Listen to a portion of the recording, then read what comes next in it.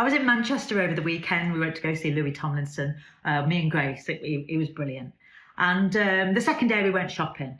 And I said to Grace, I need to get a mascara. And Grace knows that I've had a lot of trouble with mascara recently. I think it's my age, my eyes keep watering, and I can't find a mascara that works for me. And I feel like I've got no eyes half the time, either that or I look like a panda.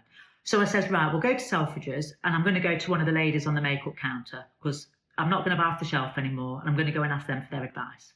So I went to one of the ladies, I told her what had happened and how I felt it was sort of like how my skin, how things are changing, and how I needed a mascara that wouldn't make my eyes water. And she recommended one for me. And I said, this is great. It says, would you mind if you apply it for me now? I said, and me and Grace, we're going to go shopping in Manchester. I'm going to go out in the sun and I'm going to test it. And if it works, then I'll come back and I'll buy it. Would that be okay? And she said, that's not a problem. She says, I'll apply it for you now. You go do your thing. And if it works for you, then come back. So that's what we did.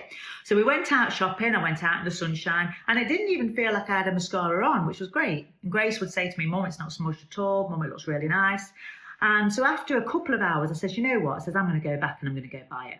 So we went back to the shop and I told the lady and said, no, I really like this mascara. I can't feel I've got it on. It works really well. My eyes haven't watered at all. Let me buy it.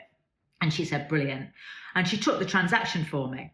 Now, immediately after the transaction, immediately after I'd done Apple Pay, she said to me, I'll put you a free cleanser in there as well. This cleanser is really, really good for taking this type of mascara off. So I'll put you a free cleanser in there.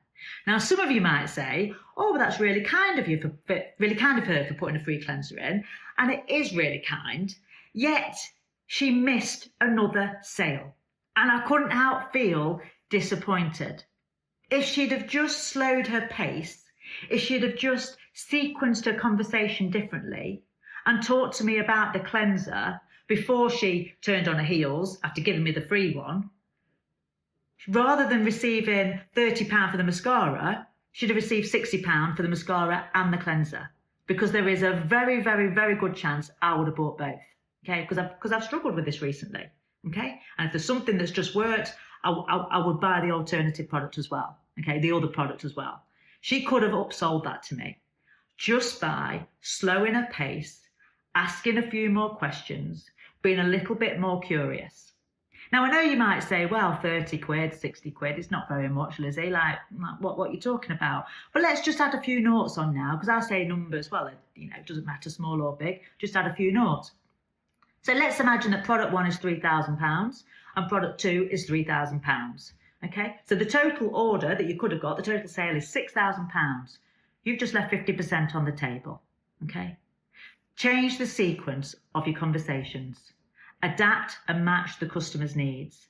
Slow your pace down. Just delay that taking for payment, okay? Just delay it. You'll thank yourself, the customer will thank you, and the business will thank you too.